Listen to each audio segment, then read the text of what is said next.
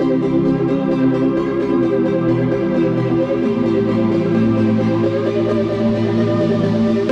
friends, welcome and welcome to my channel. This is Merchant Navy Tamil. உலகத்தையே marine industry பக்கம் திருப்பி பார்க்க வச்ச ஒரு ஹாட் டாபிக்கா இருக்கக்கூடிய சுவிஸ் கேனால் சிச்சுவேஷனை பத்தி தான் இந்த வீடியோல நம்ம பார்க்க போறோம். கடந்த ஒரு வாரமா என்னோட இன்ஸ்டாகிராம் பேஜ்ல இந்த டாபிக்கை எக்ஸ்பிளைன் பண்ண சொல்லி பல ரிக்வெஸ்ட் வந்துட்டு இருக்கு. சோ இன்னைக்கு இந்த சுவிஸ் கேனால் சிச்சுவேஷன் என்ன, இதனால என்னென்ன பிரச்சனைகள் இருக்குது, மெரைன் இண்டஸ்ட்ரி எந்த அளவுக்கு இதனால பாதிக்கப்பட்டிருக்கு அப்படிங்கறத இந்த வீடியோல நம்ம தெரிஞ்சுக்கலாம். முதல்ல சுவிஸ் கெனால்னா என்னன்னு தெரிஞ்சுக்கலாம். கெனால்னா தமிழ்ல கால்வாய்னு சொல்லுவாங்க.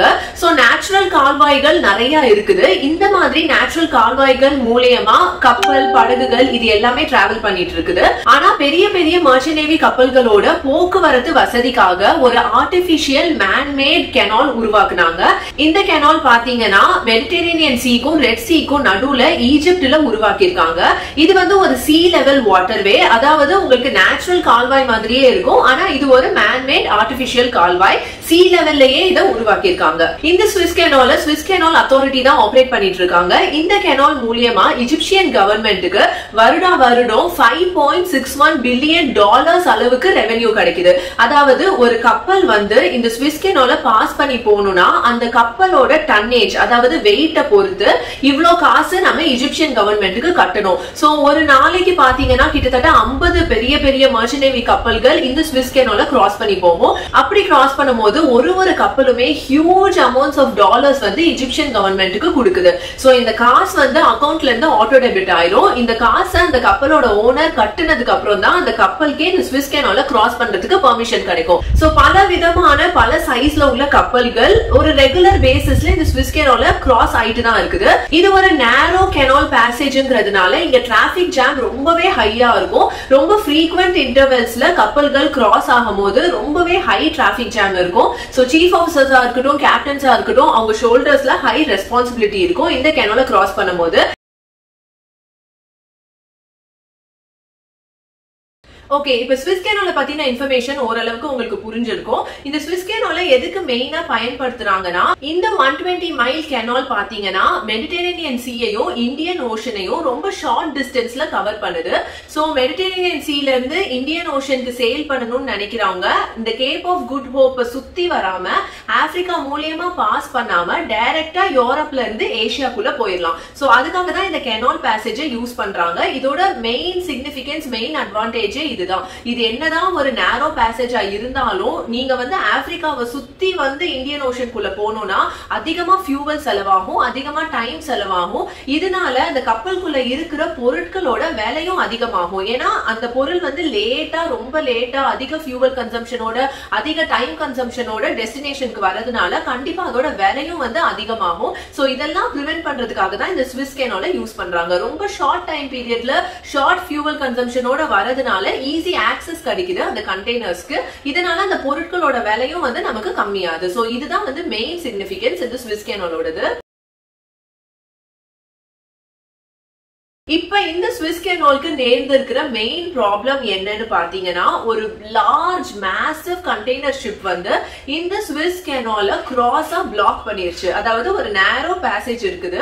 அந்த நேரோ பேசேஜ்ல ஸ்ட்ரெயிட்டா போயிட்டு இருக்கிற ஒரு கப்பல் வந்து திடீர்னு காத்தோட வேகத்தால இப்படி கிராஸ் ஆகி ஃப்ரண்ட் அண்ட் பேக்ல உங்களுக்கு அந்த சுவிஸ் கெனால பிளாக் பண்ணிருச்சு. சோ இப்படி பிளாக் பண்ணதுனால அந்த கப்பலாலையும் அந்த இடத்தை விட்டு நகர முடியல, பின்னாடி முன்னாடி வெயிட் பண்ணிட்டு இருக்கிற கப்பலாலையும் அந்த பேசேஜ் யூஸ் பண்ண முடியல. சோ இதனால நம்ம எந்த அளவுக்கு பாதிக்கப்பட்டிருக்கோம் கேட்டீங்கன்னா, வேர்ல்ட் ட்ரேட் வந்து 30% அந்த சுவிஸ் கெனால் மூலமா தான் நடந்துட்டு இருக்கு. அதாவது மெரைன் ட்ரேட். சோ இந்த மெரைன் ட்ரேட் வந்து பெரிய லெவல்ல பாதிக்கப்பட்டிருக்குது. ஏன்னா இந்த நிகழ்வு நடந்தது வந்து 23rd of March. 23rd of Marchல இருந்து இன்னைக்கு வரைக்குமே இந்த கப்பல் அதே பொசிஷன்ல அப்படியே ஸ்டக் ஆகி நிக்குது. சோ இத்தனை நாட்களா வேர்ல்ட் ட்ரேட் வந்து அஃபெக்ட் ஆயிருக்குது. இதனால பல கண்ட்ரீஸ் வந்து பல விதத்துல அஃபெக்ட் ஆயிருக்குது. இதனால பல கண்ட்ரீஸோட எக்கானமி பாதிக்கப்படுது. ஏன்னா நிறைய ஃபேக்டரிஸ்க்கு தேவையான பொருட்கள்லாம் அந்த கண்டெய்னர்ஸ்ல இருக்குது, நிறைய மேனுஃபேக்சரிங் யூனிட்ஸ்க்கு தேவையான பொருட்கள் அந்த கண்டெய்னர்ஸ்ல இருக்குது.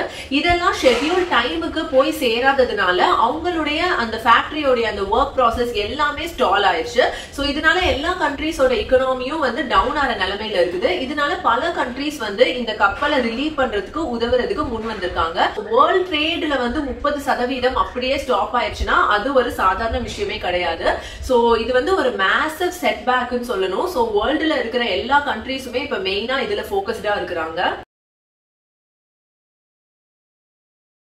இப்ப இந்த சுவிஸ் கெனால்ல போய் ஸ்டக் ஆன இந்த கப்பலை பத்தின சில தகவல்களை நம்ம பார்க்கலாம். இந்த கப்பல் பாத்தீங்கன்னா கோல்டன் கிளாஸ் கண்டெய்னர் ஷிப்னு சொல்றாங்க. இந்த கப்பலோட பேர் வந்து Ever Given, managed by the shipping company Evergreen. So எவர்கிரீன்ங்கிற ஒரு தாய்வானீஸ் கம்பெனி உருவாக்குன எவர் கிவன்ங்கிற பேர் கொண்ட இந்த கப்பல் தான் இந்த சுவிஸ் கெனால்ல போய் மாட்டிக்கிச்சு. இந்த கப்பல் பாத்தீங்கன்னா ஒரு ஹியூஜ் கண்டெய்னர் ஷிப், நார்மலான கண்டெய்னர் ஷிப் கிடையாது. இந்த எவர்கிரீன்ங்கிற கம்பெனி வந்து ஸ்பெஷலா கோல்டன் கிளாஸ் கண்டெய்னர் ஷிப்ஸ்னு ஒரு சீரீஸ் ஆஃப் 11 ஷிப்ஸ் ஸ்பெஷலா உருவாக்கிருக்காங்க. அந்த சீரீஸ்ல உள்ள ஒரு கப்பல் தான் இந்த எவர் கிவன்ங்கிற இந்த கப்பல். இந்த கப்பலோட டோட்டல் லென்த் பாத்தீங்கன்னா 400 மீட்டர்ஸ் அண்ட் பிரெத் பாத்தீங்கன்னா 59 மீட்டர்ஸ். சோ இவ்ளோ பெரிய கப்பல் வந்து அந்த நேரோ சுவிஸ் கெனால் பேசேஜ்ல போகணும்னா அதுவே ஒரு கஷ்டமான விஷயம் தான். அதுவும் ஹெவி விண்ட்ஸ் இருக்கும் போது, இவ்ளோ ஒரு ஸ்ட்ராங் விண்ட்ஸ் இருக்கும் போது பல கப்பல்கள் வந்து இந்த பேசேஜ்குள்ள நாங்க போக மாட்டோம், நாங்க பேசேஜ்க்கு வெளியே ஆங்கர் பண்ணிக்கிறோம் சொல்லிட்டு ஸ்டாப் பண்ணிட்டாங்க. ஆனா இந்த கப்பல் வந்து அந்த ரிஸ்க் எடுத்து போயிருக்காங்க. போயிட்டே இருக்கும் போது நடுவுல ஒரு இடத்துல வந்து விண்டோட ஸ்ட்ரென்த் அண்ட் ஸ்பீட் வந்து ரொம்ப அதிகமாகி கப்பலை வந்து லெஃப்ட் அண்ட் ரைட் டில்ட் பண்ண ஆரம்பிச்சிருச்சு. சோ ஒரு நேரோ பேசேஜ்ல ஸ்ட்ரெயிட்டா போயிட்டு இருக்க கப்பல் வந்து லெஃப்ட் அண்ட் ரைட் இப்படி இப்படி ஆடி ஆடி போக ஆரம்பிச்சது. ஒரு பர்டிகுலர் பாயிண்ட்ல அந்த கப்பல் வந்து அதோட கண்ட்ரோலை இழந்து ரொம்ப இப்படி டர்ன் ஆனதுல அது அப்படியே போய் ஃப்ரண்ட் அண்ட் பேக் ஸ்டக் ஆயிடுச்சு. இந்த கப்பலோட மொத்த கெபாசிட்டி பாத்தீங்கன்னா 2,20,940 டன்ஸ். சோ ஒரு கப்பலை வந்து உருவாக்கும் போது இந்த கப்பலுக்கு ஒரு டோட்டல் கெபாசிட்டி என்ன அப்படின்னு சொல்லி சில கால்குலேஷன்ஸ் எல்லாம் போட்டு கொடுப்பாங்க. சோ இதோட கெபாசிட்டி பாத்தீங்கன்னா 2,20,940 டன்ஸ். இந்த கப்பல்ல உள்ள கண்டெய்னர்ஸ்ல என்ன லோட் பண்ணிருக்காங்கன்னு நமக்கு கரெக்டா தெரியாது. சோ அதை லோட் பண்ணிருக்கிற பொருளை பொறுத்து அந்த டோட்டல் கப்பலோட டன்னேஜ் வந்து இன்னும் அதிகமா கூட இருக்கலாம். அதே மாதிரி ஒரு கண்டெய்னரும் பாத்தீங்கன்னா 20 ஃபீட் இருக்கும். சோ இந்த 20 ஃபீட் கண்டெய்னர்ஸ் வந்து 20,000 கண்டெய்னர்ஸ் அந்த ஒரு கப்பல்ல இருக்குது. ஒரு கண்டெய்னருமே 20 ஃபீட். இந்த மாதிரி கண்டெய்னர்ஸ் 20,000 கண்டெய்னர்ஸ் அந்த கப்பல்ல இருக்குது. சோ ஒரு fully loaded massive container ship போய் மாட்டிக்கிச்சுன்னா அது எப்படி இருக்கும்னு நீங்க கொஞ்சம் இமேஜின் பண்ணி பாருங்க. இந்த கப்பல் பாத்தீங்கன்னா 23rd of March போய் சுவிஸ் கெனால்ல மாட்டுச்சு. சோ 23rd of March அவங்க வந்து இதை ரிலீவ் பண்றதுக்கான மெஷர்ஸ் எடுக்க ஆரம்பிச்சிட்டாங்க. ஃபர்ஸ்ட் 2 டக் போட்ஸையும் 2 ட்ரெட்ஜர்ஸையும் அனுப்பியிருக்காங்க. இந்த டக் போட்ஸை பயன்படுத்தி கப்பலை வந்து லெஃப்ட் அண்ட் ரைட் மூவ் பண்ண ட்ரை பண்ணிருக்காங்க. அண்ட் ட்ரெட்ஜர்ஸ் எதுக்கு பயன்படுத்துறாங்கன்னா அந்த கப்பல் இப்படி மாட்டிக்கிச்சு இல்ல, சோ அதுக்கு கீழே இருக்கிற மணல் எல்லாம் கொஞ்சம் கொஞ்சம் இப்படி எடுத்து விட்டனா கப்பல் கொஞ்சம் லூஸ் ஆகும். அதுக்கப்புறமா அந்த டக் போட்ஸை வச்சு நம்ம மூவ் பண்ணலாம் அப்படிங்கிற ஐடியால அவங்க 2 ட்ரெட்ஜர்ஸையும் 2 டக் போட்ஸையும் அனுப்பியிருக்காங்க. ஆனா இவ்ளோ பெரிய மேசிவ் கண்டெய்னர் ஷிப்புக்கு 2 ட்ரெட்ஜரும் 2 டக் போட்டும் என்னதான் பண்ண முடியும்? லைக் கேக்குறதுக்கே ஒரு ஜோக் மாதிரி தான் இருக்கு. கண்டிப்பா இந்த ஷிப்பை நகர்த்த கூட முடியாது. So 23rd, 24th, 25th try பண்ணி அவங்களால எதுவுமே பண்ண முடியல. So 26th of March Friday அன்னைக்கு அவங்க 8 டக் போட்ஸை இறக்கிருக்காங்க. அண்ட் மறுபடியும் இந்த 2 ட்ரெட்ஜர்ஸை வச்சு நிறைய மணல் தோண்டிட்டே தான் இருக்காங்க. ஃப்ரைடே அன்னைக்கு கண்டிப்பா இந்த கண்டெய்னர் ஷிப்பை ரிலீஸ் பண்ணலாம்னு நம்பிக்கை கொடுத்திருந்தாங்க. ஆனா ஃப்ரைடே அன்னைக்கும் அது ஃபெயிலியர் ஆயிடுச்சு. சோ இன்னைக்கு நான் இந்த வீடியோ ரெக்கார்ட் பண்ணிட்டு இருக்கும் போது சண்டே நைட் ஆகுது. இன்னும் கூட வந்து இந்த கப்பல் வந்து ஸ்டக்கான நிலைமையில தான் இருக்குது. சோ இன்னும் வேற என்ன வழிகள் இருக்கு, என்னென்ன மெஷர்ஸ் எடுக்கலாம்னு சொல்லிட்டு யோசிச்சுட்டே தான் இருக்காங்க. இதுல ஒரு வழி யோசிச்சது என்னன்னு பாத்தீங்கன்னா, இந்த கண்டெய்னர்ஸ் இந்த லோட வந்து நம்ம கம்மி பண்ணலாம். கப்பல்ல இருக்கிற லோட வந்து கம்மி பண்ணோம்னா கப்பல் கொஞ்சம் வெயிட் கம்மியாகும் அப்படின்னு ஒரு சஜஷன் இருக்குது. ஆனா இதுல என்ன பிரச்சனைன்னு பாத்தீங்கன்னா, ஒரு கண்டெய்னரோட சைஸே பாத்தீங்கன்னா 20 ஃபீட் அண்ட் அதுவும் வந்து ஃபுல்லி லோடடா இருக்கு. சோ இது ஒரு கண்டெய்னரா கிரேனை வச்சு இறக்கணுங்கிறது ஒரு பாசிபிளே இல்லாத விஷயம். ஏன்னா இந்த மாதிரி இறக்குற ப்ராசஸ்ல வெயிட் வந்து இம்பேலன்ஸ் ஆயிடுச்சுன்னா கப்பல் வந்து ரோல் ஆறதுக்கான சான்சஸ் இருக்கு. இப்ப கப்பல் ஸ்டெடியா நின்னுட்டு தான் இருக்கு. நம்ம ஏதாவது பண்ண போய் கப்பல் சைடுல எல்லாம் ரோல் ஆயிடுச்சுன்னா இன்னும் அதிக டேமேஜ் ஆகும். அந்த கெனால்க்கும் டேமேஜ் ஆகும், கப்பலுக்கும் பயங்கர டேமேஜ் ஆகும். சோ இந்த ஒரு ஆப்ஷன் வந்து இப்போதைக்கு கன்சிடர் பண்ண முடியல. அடுத்த ஆப்ஷன் என்னன்னு பாத்தீங்கன்னா கப்பல்ல இருக்கிற ஃபியூவலை வந்து ட்ரெயின் பண்ணிடலாம் அப்படின்னு ஒரு ஆப்ஷன் இருக்கு. ஆனா என்னதான் கப்பல்ல இருந்து ஃபியூவலை ட்ரெயின் பண்ணாலும் அது எவ்வளவு வெயிட்டை வந்து குறைக்க போகுது. அவ்வளவு பெரிய மேசிவ் கண்டெய்னர் ஷிப்ல கண்டெய்னர்ஸோட வெயிட் தான் அதிகம், ஃபியூவலோட வெயிட் வந்து கம்பேரிட்டிவ்லி கம்மியா தான் இருக்கும். சோ இது ஒரு சஜஷன் இருக்குது.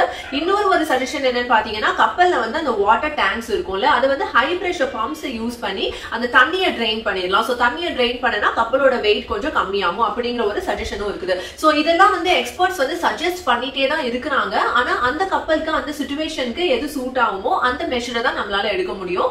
எல்லா மெஷர்ஸையும் நம்மளால அட் அ டைம் செய்ய முடியாது. சோ அந்த மாதிரி ஒரு டிஃபிகல்ட்டான பொசிஷன்ல இருக்கிறதுனாலதான் அந்த கப்பல் வந்து இன்னும் மூவ் ஆகாம அங்கேயே ஸ்டக் ஆயிருக்குது. இதுல இன்னொரு முக்கியமான விஷயம் நம்ம நோட் பண்ண வேண்டியது என்னன்னா அந்த கப்பலோட மொத்த க்ரூவும் கப்பலுக்குள்ளதான் இருக்கிறாங்க. சோ அவங்களோட மைண்ட் செட் எப்படி இருக்கும், அவங்களுக்கு எப்போ வந்து அந்த ரிலீஃப் கிடைக்கும், இல்ல எப்போ அந்த இடத்துல இருந்து அவங்களால கிளம்ப முடியும்னு கூட தெரியாது. ஏன்னா இப்போ இருக்கிற நிலவரப்படி அட்லீஸ்ட் 1 or 2 weeks ஆகுது ஆகும் அந்த கப்பலை மூவ் பண்றதுக்குன்னு சொல்லியிருக்காங்க. சோ எத்தனை நாள் அந்த க்ரூ மெம்பர்ஸ் எல்லாம் உள்ள இருக்கிறாங்க, அவங்க என்னென்ன டிஃபிகல்டிஸை ஃபேஸ் பண்றாங்க அப்படிங்கிறது நமக்கு தெரியாது. அண்ட் அவங்க டெஃபினெட்லி அந்த அத்தாரிட்டிஸ்க்கு ஹெல்ப் பண்ணிட்டு இருப்பாங்க. அவங்களுக்கும் அவங்களோட ஸ்டேட் ஆஃப் மைண்ட் எல்லாம் கண்டிப்பா கஷ்டமா இருக்கும். சோ அவங்களுக்காக நம்ம எல்லாம் ப்ரே பண்ணிக்கலாம். இந்த கப்பல் போய் மாட்டிக்கிச்சுங்கிறது இந்த கப்பலுக்கு மட்டும் ஒரு டிராபேக் கிடையாதுங்க. கிட்டத்தட்ட 320 கப்பல்கள் ஃப்ரண்ட் அண்ட் பேக்ல இந்த சுவிஸ் கேனால பாஸ் பண்ணி போறதுக்காக வெயிட் பண்ணிட்டு இருக்காங்க. அதுல சில கப்பல்கள் வந்து ஆல்ரெடி நாங்க கேப் ஆஃப் குட் ஹோப்லயே சுத்தி போயிருக்கோம், எத்தனை நாள் இங்க இருக்கிறதுன்னு சொல்லிட்டு சுத்தி போற பேசேஜ்ல அவங்க டிராவல் பண்ண ஆரம்பிச்சிட்டாங்க. அந்த மாதிரி அவங்க சுத்தி போகும்போது டெஃபினெட்லி அவங்களுக்கு ஃபியூவல் வேஸ்ட் ஆகும், அவங்களுக்கு டைம் அதிகமாகும், அவங்க சொன்ன நேரத்துல அவங்களோட பொருளை போய் சேர்க்க முடியாது. சோ அவங்களுக்கு லாசஸ் அதிகமா இருக்கும். சோ இந்த மாதிரி லாஸ் இருந்தாலும் பரவாயில்ல, நாங்க இங்க நிக்க விருப்பப்படலன்னு சில ஓனர்ஸ் டிசைட் பண்ணி அவங்க சுத்தி எடுத்துட்டு போயிட்டாங்க. அப்படி போன கப்பல்களை தவிர இன்னும் 320 கப்பல்கள் அந்த இடத்துலயே ஆங்கர்ல நின்னுட்டு இருக்காங்க. எப்போ இது கிளியர் ஆகும், எப்போ நம்ம சுவிஸ் கேனால யூஸ் பண்ணலாம் அங்கேயே நின்னுட்டு இருக்காங்க. இந்த சுவிஸ் கேனால என்டர் பண்ணி கொஞ்ச தூரம் போனோம்னா அந்த கிரேட் பிட்டர் லேக்னு ஒரு இடம் இருக்கு. சோ அந்த இடம் வந்து கொஞ்சம் வைடரா இருக்கும். அந்த இடத்துல ஏற்கனவே 43 வெசல்ஸ் என்டர் பண்ணி ஆங்கர்ல இருக்கிறாங்க. சோ அவங்களால இப்ப பேக்கும் வர முடியாது, ஃப்ரண்ட்டும் வர முடியாது. அவங்க இந்த சுவிஸ் கேனால் கிளியர் ஆகிறதுக்காக தான் வெயிட் பண்ணி ஆகணும். ஏன்னா ஏற்கனவே அவங்க கெனால என்டர் பண்ணிட்டாங்க. ஒரு எண்ட் நார்த் பவுண்ட்ல பாத்தீங்கன்னா 111 வெசல்ஸ் ஆங்கர்லயும், சவுத் பவுண்ட்ல பாத்தீங்கன்னா 82 வெசல்ஸ் ஆங்கர்லயும் இருக்கிறாங்க.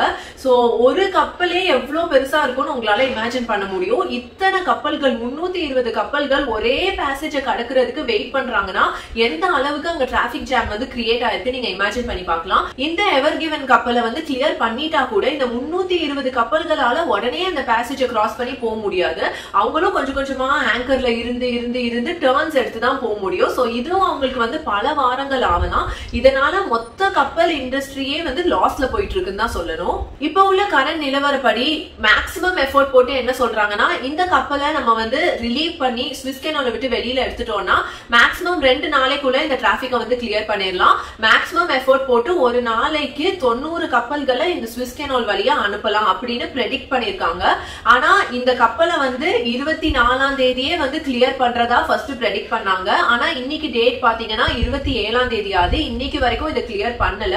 சோ இந்த ப்ரெடிக்ஷன்ஸ் வந்து எந்த அளவுக்கு ஒர்க் அவுட் ஆகுதுன்னு தெரியல. we'll definitely hope for the best and சீக்கிரமா இந்த நிலைமை வந்து கிளியர் ஆனும், சீக்கிரமா சால்வ் ஆனும் அப்படின்னு நம்ம வேண்டிக்கலாம். என் கணவர் பாத்தீங்கன்னா 4 தடவை இந்த சுவிஸ் கேனால கிராஸ் பண்ணிருக்காரு. 4 தடவை அவரோட தலைமையில நேவிகேஷன்ல கப்பலை வந்து இந்த சுவிஸ் கேனால் மூலமா ஓட்டிட்டு போயிருக்காரு. சோ எவ்வளவு ஹெவி டிராபிக் இருக்கும், எவ்வளவு ஒரு டிஃபிகல்ட்டான ஒரு சிச்சுவேஷன், எவ்வளவு மென்டல் ஸ்ட்ரெஸ் இருக்கும்னு கண்டிப்பா எனக்கு தெரியும். சோ இது வந்து ஒரு கஷ்டமான நிலைமை தான் எல்லாருக்குமே. கப்பல்ல இருக்கிற க்ரூ மெம்பர்ஸா இருக்கட்டும், அத்தாரிட்டிஸா இருக்கட்டும், இஜிப்சியன் கவர்மெண்டா இருக்கட்டும், எல்லாருக்குமே ஒரு கஷ்டமான நிலைமை தான். சோ அவர் டு அவர் வந்து எல்லா நியூஸ் சேனல்ஸ்லயும் இதை பத்தி அப்டேட் பண்ணிட்டு இருக்காங்க. சோ மர்ச்சன்ட் நேவி ஃபீல்டுல இன்ட்ரெஸ்ட் உள்ளவங்க நிறைய பேர் நம்ம சேனலுக்கு சப்ஸ்கிரைபர்ஸா இருக்கீங்க. நீங்களும் இந்த நியூஸை ஃபாலோ பண்ணுங்க, என்ன நடக்குதுன்னு தெரிஞ்சுக்கோங்க. ஸ்டூடெண்ட்ஸுக்குலாம் இந்த மாதிரி சிச்சுவேஷன்ஸ் ரொம்ப ஹெல்ப்ஃபுல்லா இருக்கும். இன்னொரு முக்கியமான விஷயம் என்னன்னா நிறைய பேர் இன்ஸ்டாகிராம் பேஜ்ல கேட்டிருக்கீங்க, நான் இந்த சுவிஸ் கேனால கிராஸ் பண்ணிருக்கேன். கண்டிப்பா நான் இந்த கேனால கிராஸ் பண்ணது இல்ல. ஏன்னா அதுல ஒரு மேஜர் ப்ராப்ளம் இருக்கு. இந்த சுவிஸ் கேனால விட்டு நம்ம வெளியில வந்தோம்னா நம்ம இந்த கல்ஃப் ஆஃப் ஏடன் பகுதிக்கு வருவோம். இந்த கல்ஃப் ஆஃப் ஏடன் பகுதியை கிராஸ் பண்ணி போகும்போது டைரக்ட்லி நம்ம சொமாலியா பக்கத்துல நம்ம சேல் பண்ண வேண்டிய நிலைமை வரும். சோ இந்த கல்ஃப் ஆஃப் ஏடன் GOA கோவான்னு சொல்லலாம். சோ இந்த பகுதி வந்து ஹை பைரசி உள்ள ஒரு பகுதி. சோ இங்க பைரட்ஸ் நிறைய இருக்கக்கூடிய வாய்ப்புகள் இருக்கிறதுனால ஃபேமிலி கேரேஜுக்கு இது டெஃபினெட்லி சூட்டபிளான ஏரியா கிடையாது. சோ இந்த சுவிஸ் கேனால கிராஸ் பண்ணக்கூடிய நிலைமை வந்துச்சுன்னா ஃபேமிலி ஆன் போர்ட்ல இருந்தா கூட ப்ரீவியஸ் போர்ட்லயே அவங்க இறக்கி விட்டுருவாங்க. சோ இந்த ஸ்விஸ் கெனால் பகுதியை ஃபேமிலி கேரேஜஸ் அண்ட் ஃபேமிலிஸ் வந்து கிராஸ் பண்ணக்கூடிய வாய்ப்பு கிடைக்காது. சோ இந்த ரீசன்காக நானும் இந்த ஸ்விஸ் கெனால் பகுதியில சேல் பண்ணதில்லை. இந்த கப்பலை வெளியில எடுத்ததுக்கு அப்புறம் தான் அந்த கப்பல்ல உள்ளவங்க மேல என்ன ஆக்ஷன் எடுக்கிறாங்க, இத வந்து ஒரு நேச்சர்ஸ் ஃபால்ட்டா கன்சிடர் பண்றாங்களா இல்ல ஒரு ஹியூமன் எரரா கன்சிடர் பண்றாங்களாங்கிறத நம்ம பொறுத்து இருந்து தான் பார்க்கணும். லேட்டஸ்ட் நியூஸ் படி மார்ச் 29 காலையில 4:30 மணி அளவுல இந்த ஜெயண்ட் கண்டெய்னர் ஷிப்பை ரீஃப்ளோட் பண்ணிட்டாங்க அப்படின்னு ட்விட்டர்ல அப்டேட் பண்ணிருக்காங்க. இந்த கப்பலை 10 டக் போட்ஸ் மற்றும் பல ட்ரெட்ஜஸ் வச்சு ரொம்ப கஷ்டப்பட்டு இன்டென்சிவ் எஃபோர்ட் போட்டு புல் அண்ட் புஷ் பண்ணி ரிலீஸ் பண்ணிருக்காங்க. என்னதான் கப்பலை ரீஃப்ளோட் பண்ணிட்டாலும் இந்த பேசேஜை கிளியர் பண்ணி நார்மல் ஆபரேஷன்ஸ் வரதுக்கு எவ்வளவு நேரம் ஆகுங்கிறத பொறுத்து இருந்து பார்க்கலாம். இந்த வீடியோல மேக்ஸிமம் டவுட்ஸ் எல்லாமே நான் கிளியர் பண்ணிட்டேன். கண்டிப்பா இந்த இன்ஃபர்மேஷன் உங்களுக்கு யூஸ்ஃபுல்லா இருந்திருக்கும்னு நான் நம்புறேன். மீண்டும் அடுத்த வீடியோவில் சந்திக்கலாம். Take care, bye bye.